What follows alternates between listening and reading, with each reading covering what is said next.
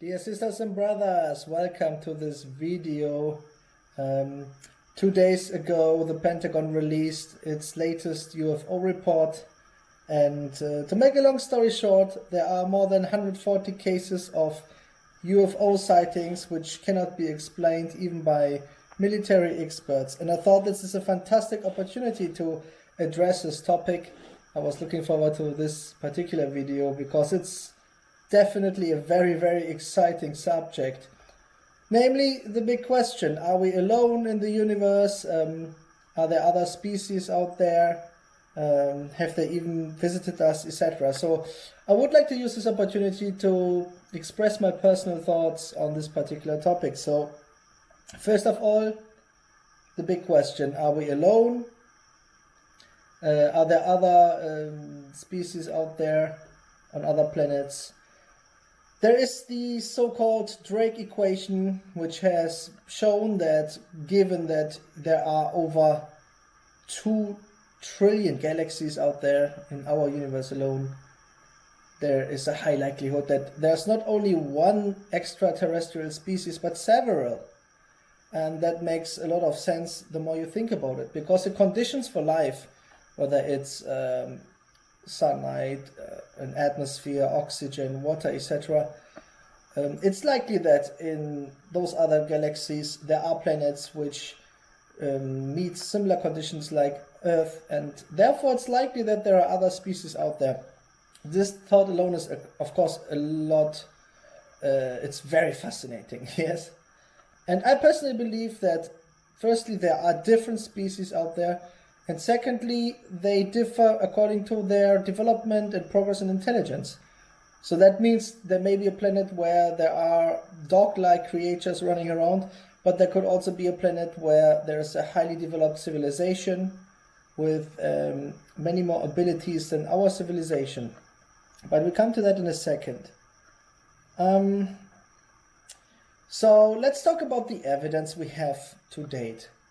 I believe one of the most compelling cases is the one of David Fravor in 2004. It's well documented these days. He has talked in several podcasts. And we had a case there where several pilots at the same time saw this so-called tic-tac, a tic-tac shaped object which was moving around. There's video footage of this. There is infrared footage of this. It's a very, very compelling case. Allow me to explain one particular point. I used to be a pilot as well. And when you fly, you see a lot of things which are mind-boggling. Yeah, because obviously you have a different perspective on the Earth. Sometimes there are light effects, okay, and then there are clouds and other things such as weather balloons. These things do exist, of course. But this particular case shows that there was an object. Now, the object did not only move around, but it actually interacted with the F-18 pilot. So what I'm saying is it's very, very unlikely that this is any natural phenomena. Yeah, and because this is certainly not a weather balloon or some light effect or anything like that. It went much further. It's well documented. Several people have seen it. It was a white tic-tac shaped object moving around with a high degree of speed. It didn't have any propulsion system according to our understanding.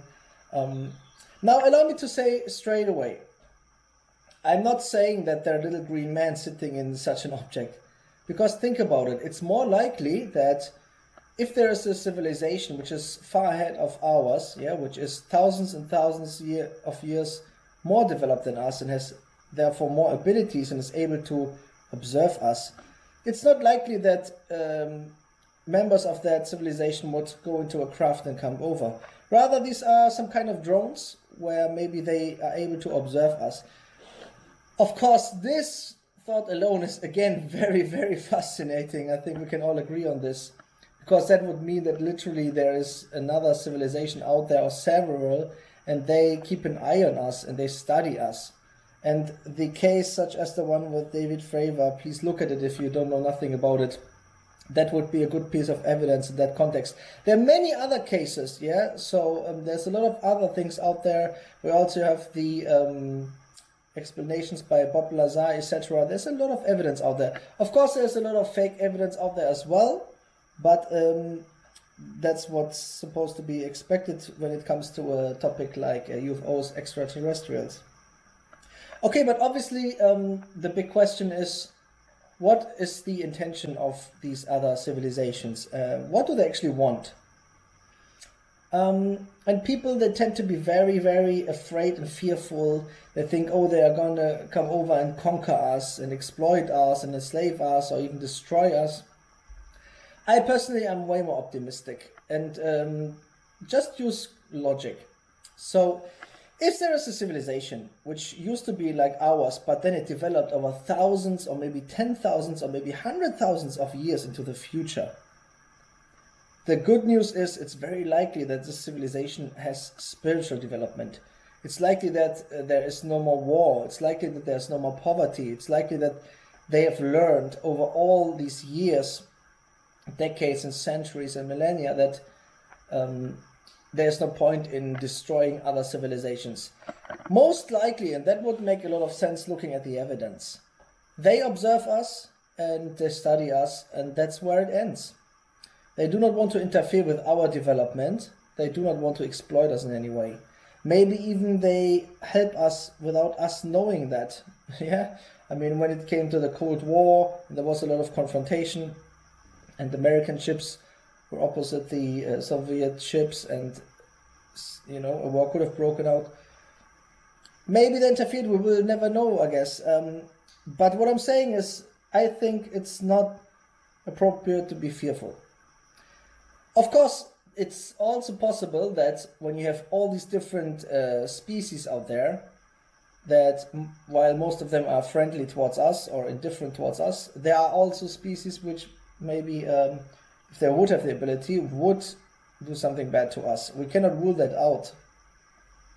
However, the base case is really that the species which can observe us, which have the technology to send drones over, okay, which are based on completely different technology than anything we have on this earth, the likelihood is high that their intentions are actually good towards us. And that's a good thought. I mean, at the end of the day, we as humans should be careful not to react in any bad manner. If there is an encounter in the next decades or centuries, we should make sure that we as humans, we have some basic trust and we do not respond in any aggressive manner, I think. If it comes to some kind of encounter on a bigger scale, I think that's a bigger risk than anything else, really. Yeah, just to finish off this topic, some people have suggested, well, these sightings of those objects, this could be some foreign military. That's very unlikely because, no other country, whether it's Russia or China or America, has anything close to those objects that were documented. Okay, like all the planes use some kind of engine, okay, and some kind of aerodynamics. So there's a huge gap between those objects that were documented and anything which is out there in today's militaries and in aviation. So we can pretty much rule that out. It's very unlikely. And also, if that would be the case, then that particular nation would have used or rather abused this kind of technology to implement interests. So yeah, what I'm saying is that, yeah, to summarize, I personally believe that we do not need to be afraid. It's fascinating to see this kind of evidence. It's fascinating to read this report that was released some days ago and to see all these cases where we have seen things we just cannot explain. We're not able to explain those. And clearly there's something going on which is beyond anything we have in terms of technology. And, even when it comes to, let's say, weather balloons or natural phenomena, even that doesn't explain those sightings that are now black and white on paper and which we have now even seen in terms of video footage. So a lot could happen in the next years even. I mean, it's likely that we will get more and more evidence, and that's very exciting. And as I said, do not be afraid. It's always a good idea to, take a step back, to wait until the hype is gone, and then, to use a clear head in order to decide, okay, that's a new reality, that's an event which will change everything we have known to date. It could change the history of humanity forever, and thankfully the likelihood is high that it's actually a positive event for humanity, and it's less likely that there's any species which has bad intentions towards us. All the best.